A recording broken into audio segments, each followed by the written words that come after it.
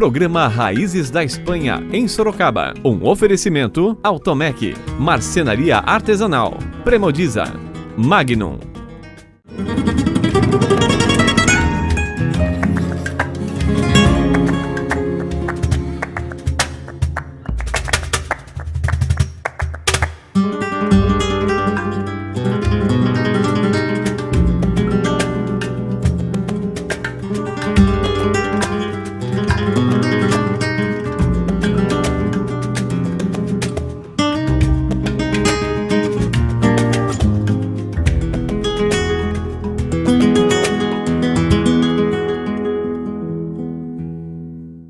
Olá, no Raízes da Espanha em Sorocaba dessa semana, você vai conhecer a implantação do Parque dos Espanhóis e ainda vai conhecer a história da família de Cristina Bonaparte, que foi presidente da Sociedade Hispânica de Sorocaba. E no quadro de gastronomia vai aprender a fazer uma receita simples e deliciosa da culinária espanhola, Pisto. A Casa de Espanha Dom Felipe II realiza mais um almoço de domingo, o almoço de Natal, no dia 6 de dezembro, a partir do meio-dia, no Salão Diplomata. Os convites estão à venda na Casa de Espanha. Até lá!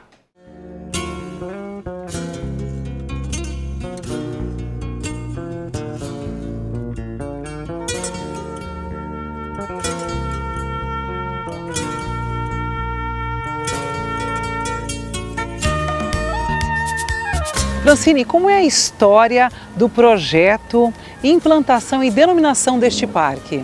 Olá, Valéria. Olá a todos. Então, o projeto desse parque foi um projeto feito por uma equipe multidisciplinar, composta por engenheiros elétricos, agrônomos, civis. E desde o comecinho da implantação eu participei como arquiteta do grupo, né? É uma área grande, ela tem aproximadamente 45 mil metros quadrados. E desde 2006, então, que se faziam os estudos para se recuperar esse local, onde antigamente funcionava o CSU, Centro Social Urbano. Era uma espécie de um centro esportivo grande, com algumas instalações que já estavam bastante prejudicadas, que não iam ser passíveis de recuperação, como uma piscina estava rachada, foi aterrada. Então esses projetos já estavam em andamento. Quando veio então uma sugestão via Câmara Municipal para que se nomeasse esse local, primeiro como Parque Espanha e depois de algumas conversas como Parque dos Espanhóis. Essa sugestão foi bem aceita pela equipe que gostou da ideia, afinal de contas é uma área grande que fica localizada, então bem ao lado do histórico centro de morada e colonização dos espanhóis na cidade. E aqui ao lado a gente tem a Rua Sevilha, Granada, o bairro Barcelona. E isso foi interessante porque depois começou a se pensar o projeto de uma maneira diferente. Definido o nome como Parque dos Espanhóis, o projeto acaba tendo influência na arquitetura espanhola e principalmente dois marcos que viram uma referência para o parque. Isso, depois então que essa denominação ficou mais certa, que ia acontecer, um superior meu, o engenheiro Clebson Ribeiro, ele me chamou para conversar e nós discutimos a ideia então de se criar um portal com alguns elementos arquitetônicos com influência da Espanha para esse local. Seria um marco simbólico porque o parque não tem grades, então não é um portal com portão de acesso, né? O parque é bastante fluido, a população pode entrar e sair por vários locais, mas um parque então que demarcasse esse nome, essa característica do parque. Então eu comecei a pesquisar para fazer esse projeto e eu busquei referências então, primeiro na arquitetura medieval da Espanha, que tem um tom de terracota, feita com tijolos ou pedras, se chama arquitetura mudéjar. E eu gostei porque ela era uma mescla um pouco então de arquitetura árabe com a arquitetura da Espanha mesmo, uma miscigenação de povos, que também é uma característica do Brasil. E dali eu retirei então a estética que eu quis usar através dos tijolos sem revestimento, né, os tijolos aparentes. E no meio, entre os pilares, o arco ogival, que é na verdade um arco com dois arcos cruzados, pontiagudo, que tem a referência então nessa arquitetura milenar. E a segunda influência que eu fui buscar foi através de Gaudí, né, que é o mais famoso arquiteto espanhol até hoje, assim, de todos os tempos. Fui buscar imagens de referência na Igreja de Sagrada Família, seus vitrais, os tímpanos nas portas de entrada, e eu fiz uma revisita então dessa estética para criar os gradis. E foi a primeira vez que eu fiz um desenho tão grande na escala 1:1. Nós fizemos pranchas enormes com o desenho desse gradil, e que acabou virando um gabarito então para o serralheiro, para garantir que tudo saísse conforme o nosso pensamento. A similaridade das bandeiras da Espanha e de Sorocaba também tiveram influência nesse projeto. Então, é interessante, durante o processo de pesquisa para se realizar o projeto, a gente percebeu que as cores das bandeiras da Espanha e de Sorocaba eram as mesmas, né? Elas são inclusive bastante similares. Então isso foi um ponto de partida para que se utilizasse essas cores também aqui no parque, no mobiliário urbano, em algumas passagens e até mesmo na cor da florada de alguns arbustos e árvores. Então o vermelho e o amarelo estão presentes aqui em todo o projeto.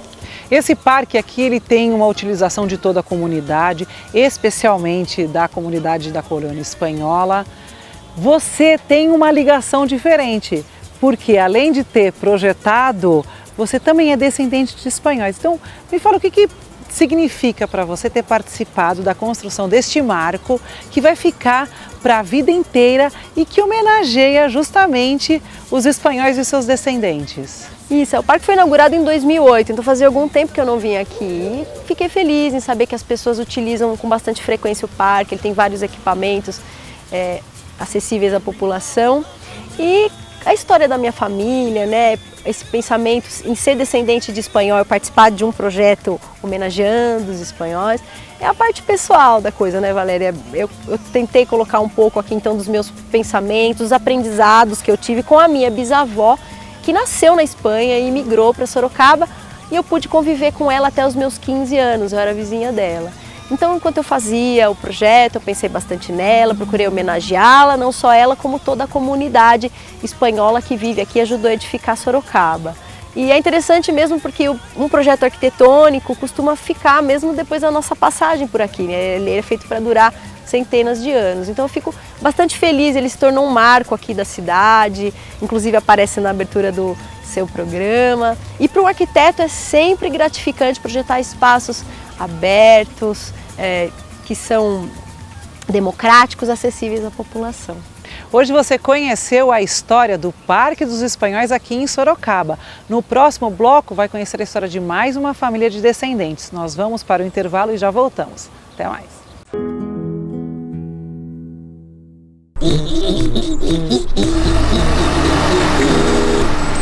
O que é isso? O dia virou noite! Será que é o fim do mundo? Sobe-se quem puder! Ai, ai, ai! De novo isso, suas bobas! É a Premodiza que chegou! É hora de diversão! A Premodiza transforma rapidamente seu sonho em realidade. Premodiza, grande nos detalhes. Premodiza! A marcenaria artesanal está no mercado desde 1991, fabricando móveis de alta qualidade a preços competitivos com o mercado moveleiro atual, levando confiança e respeito aos clientes. A marcenaria artesanal está situada na rodovia Raimundo Antunes Soares, número 2270. Para mais informações, visite nosso site www.marcenariaartesanal.com.br.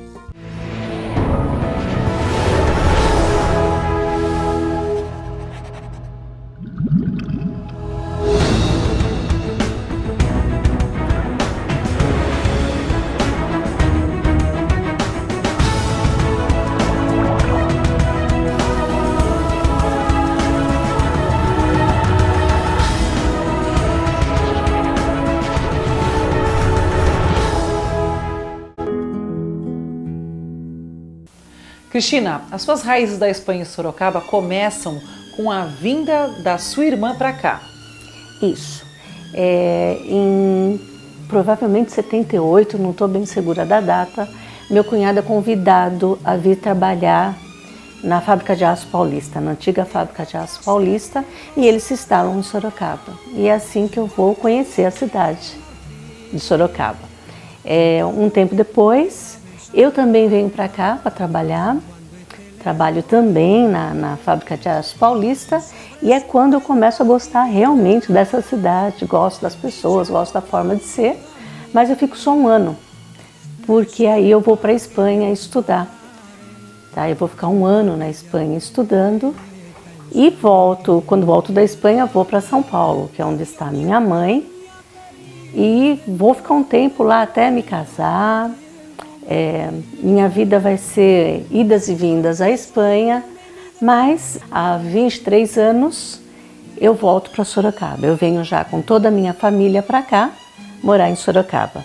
Mas antes da sua fixação na cidade, e tem a história da sua família lá na Espanha. Isso, meus pais são de Granada, de Motril, que é um pueblo de Granada, capital de Granada, e vão se conhecer ainda na adolescência. Minha mãe tinha 14 anos e meu pai de 16. Ele voltava com o final da Guerra Civil, ele voltava para casa, tinha levado um tiro na perna e minha mãe fica encantada com aquele jovem alto, loiro, bonito, que voltava da guerra, se apaixona por ele e se casam em Granada mesmo, eles moravam em Granada, e lá eles tiveram meus 3 irmãos. Meu pai é de uma família bastante importante de Motril, era uma família muito rica, dono de muitas terras, de muitas casas, era o 11º filho da família Rodrigues, e minha mãe é da família Lozano, que não era uma família tão abastada, mas também tinham terras, tinham casas. Então é uma história um pouco diferente do que eu sei da comunidade de Sorocaba. Meus pais tinham um poder econômico, sim. Poder este que, na guerra, o do meu pai se perdeu todo. Meu pai era um sonhador, ele lutava pelos pobres, ele lutava, era de los rojos, lutava contra Franco, e ao final da guerra, já com minha avó viúva, o filho caçula, vão viver os dois sozinhos e amargar as consequências da guerra. Perdem tudo, ele vai jogar no Real Granada, ele era jogador de futebol, leva uma bolada no pulmão e a partir de aí a vida dele então vai se modificar. Aí já não vai ter tanto dinheiro, ele tinha professores particulares em casa, ele não ia à escola, ele sonhava em ser um Picasso, ele estudava pintura, mas ele teve que abandonar tudo isso por essa bolada no pulmão. E claro, eles viviam numa pós-guerra. O final da guerra foi terrível para todo mundo. Embora fossem pessoas, meu pai era uma pessoa muito culta, extremamente culta, não tinha o que fazer na Espanha. Foi um momento muito difícil.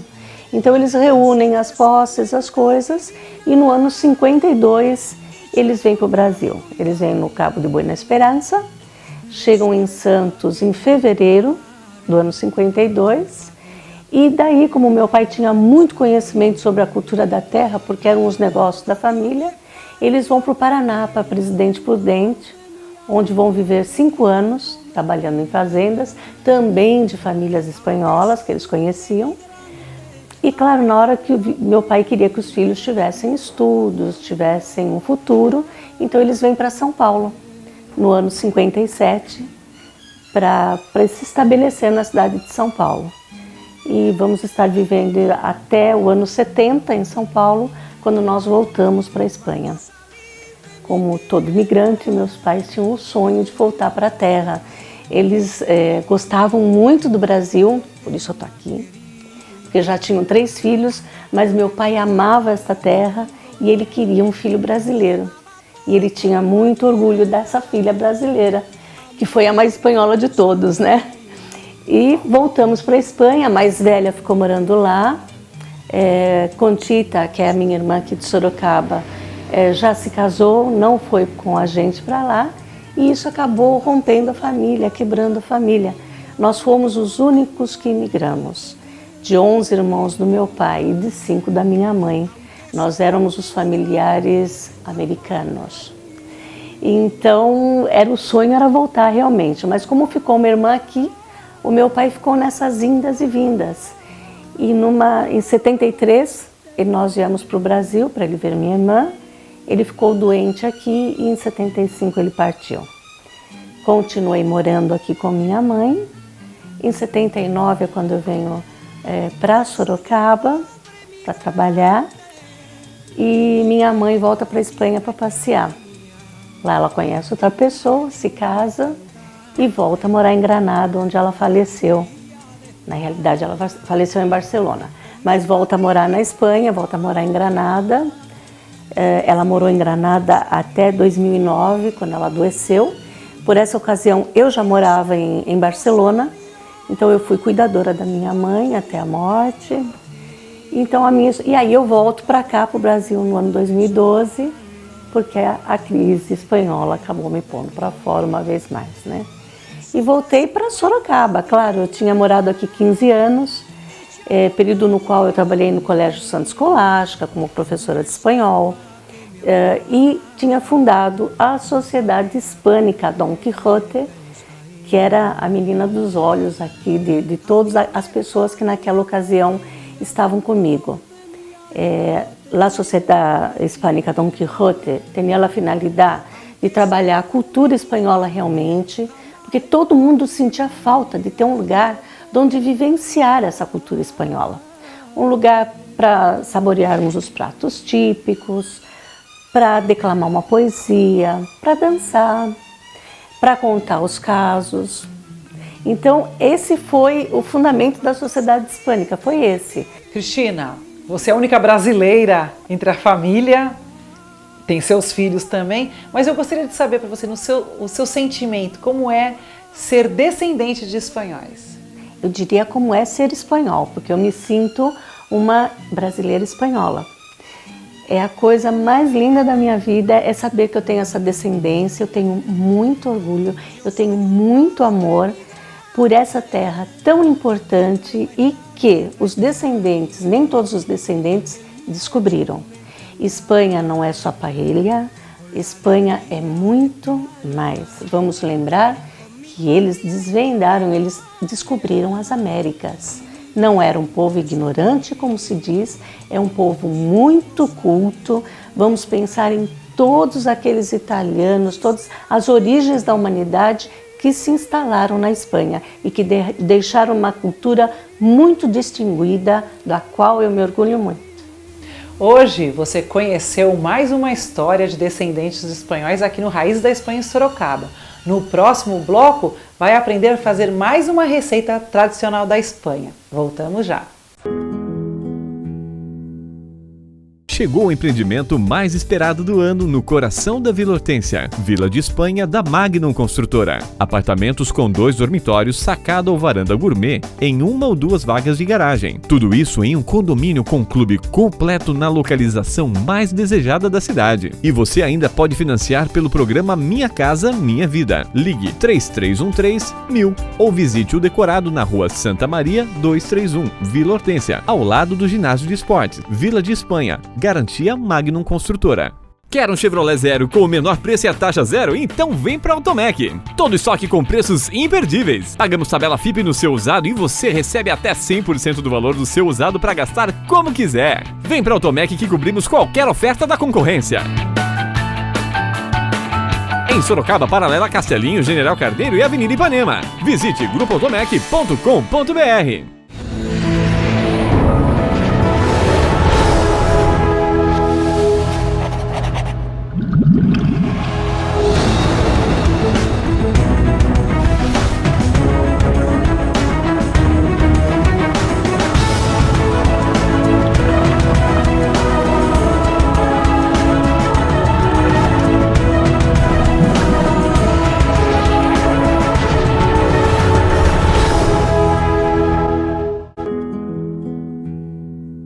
O Raiz da Espanha em Sorocaba está recebendo mais uma vez o voluntário que sempre participa dos eventos da Casa de Espanha, o aluno da Universidade de Sorocaba, Pedro Dickelman. Um menino que já participou fazendo uma receita salmorejo.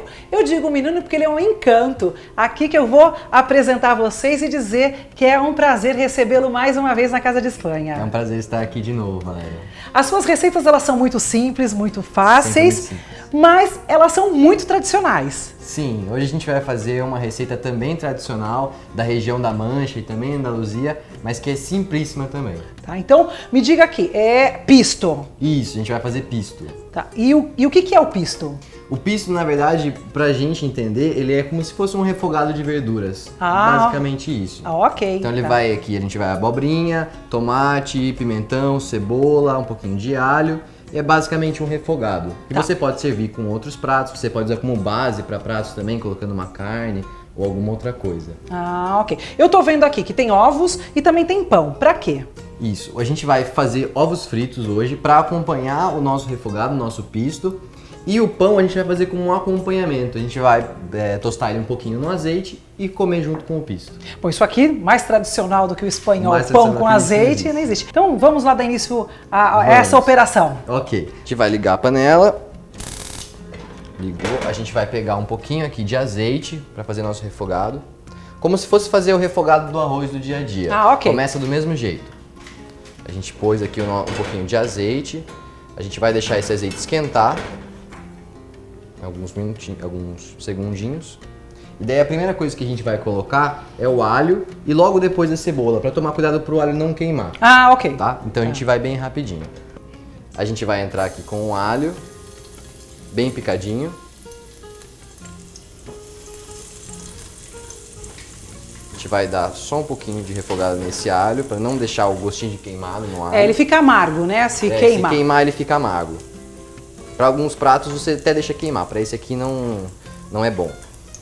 Aí um pouquinho só de fogo no alho, aí a gente vem com a cebola.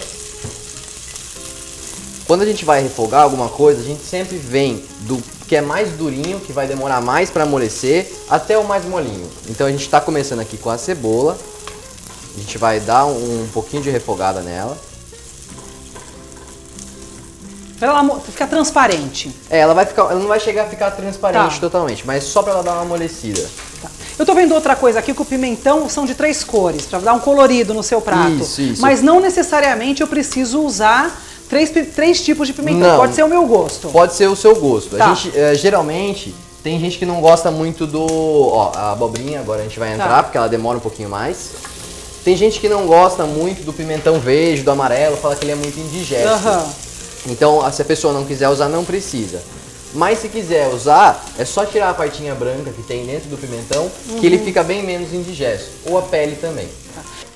Ó, agora a gente deu uma refogada aqui na abobrinha, a gente vai entrar com os pimentões. O vermelho, o verde e o amarelo. O pimentão ele também é um pouquinho durinho, vai levar um pouquinho de tempo para você refogar. Tá?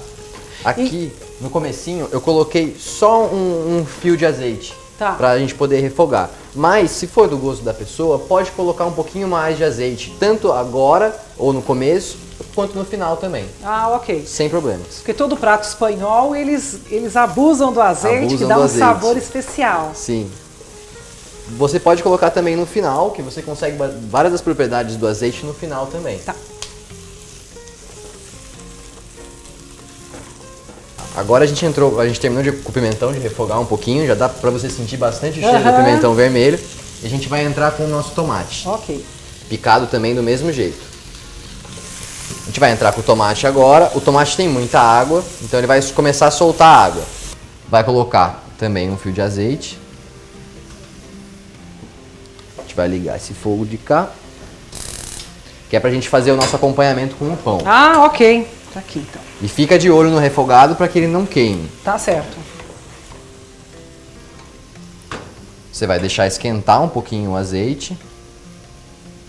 E esse pão no azeite é rapidinho também, não pode deixar queimar muito. É uma tostadinha, né? É uma tostadinha, só para ele pegar o sabor do azeite.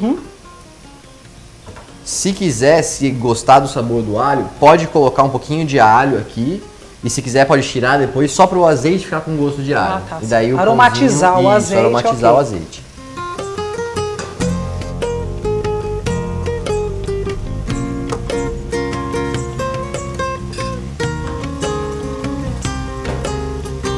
Ó, a gente já deu uma tostadinha no pão, tá? Ele já ficou um pouquinho dourado. A gente vai pegar colocar no prato pra gente comer depois como acompanhamento. Ah, ok. Frigideira aqui. Aqui, tá. Desligou o fogo. Aqui, ó, se você quiser dar uma olhadinha, já tá soltando um pouquinho de água no nosso refogado. Tá. Isso é por causa do tomate, tá? Então ele vai ficar mais um tempinho aqui. Bom, enquanto o pisto ainda está sendo cozido para ficar pronto, para a gente poder degustar, eu quero dar um recadinho para você. Essa receita você pode encontrar na página do Raiz da Espanha em Sorocaba e saber as medidas e fazer esse teste e provar. Com certeza vai gostar. Ó, Valéria, a gente já tá chegando no pontinho aqui, tá? Tem bastante água, já tá quase um molinho mesmo. Tá. Pra chegar nesse ponto, uns 20 minutos mais ou menos. 20 minutos, Se ok. precisar, abaixa o fogo e tampa um pouquinho, que ele já cozinha um pouquinho mais rápido, tá? Tá certo. Agora a gente vai com um tempero. A gente vai entrar aqui com o tempero. Duas pitadinhas de sal. E a gente vai entrar com o pimentão agridoce. Tá. Se quiser colocar o picante ou o doce mesmo, pode colocar. Se não ok. quiser colocar também, Tá. sem problemas. A gente vai misturar um pouquinho. E enquanto esse aqui vai terminando de refogar, a gente vai fritar o ovo, pra gente poder servir depois. Tá certo. Então eu vou parar ele aqui um pouquinho.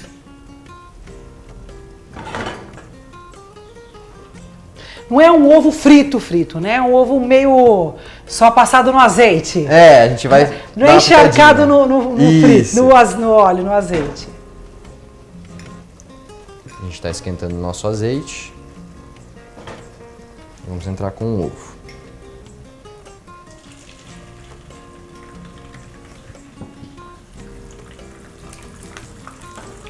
Precisa de uma escumadeira, né? Uma escumadeirazinha.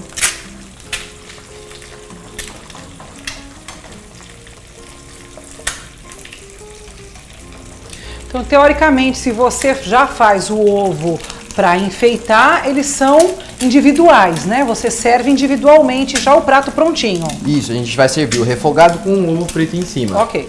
Aí vai do gosto, a gema mais mole, a gema mais dura. Enquanto ele vai terminando de fritar, a gente já coloca um pouquinho do refogado no prato. E aí fica aguardando só o ovo ficar Isso. pronto. Tá certo. A gente vai pegar um pouquinho do refogado.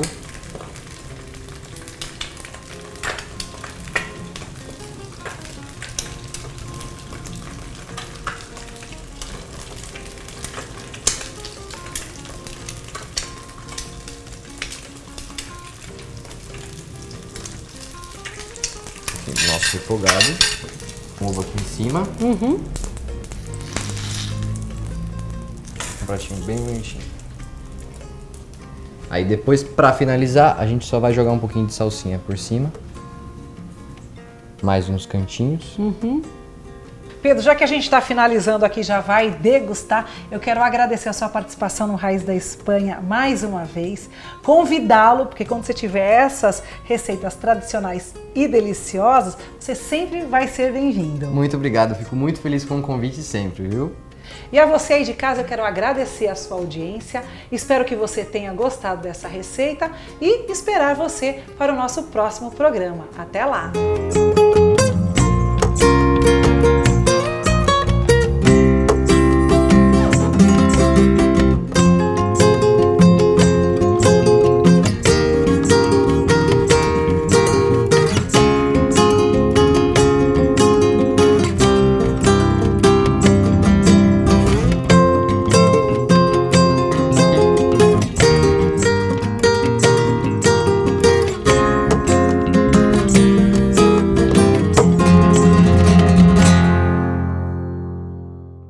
Você assistiu o programa Raízes da Espanha em Sorocaba. Um oferecimento Automec, Marcenaria Artesanal, Premodiza, Magnum.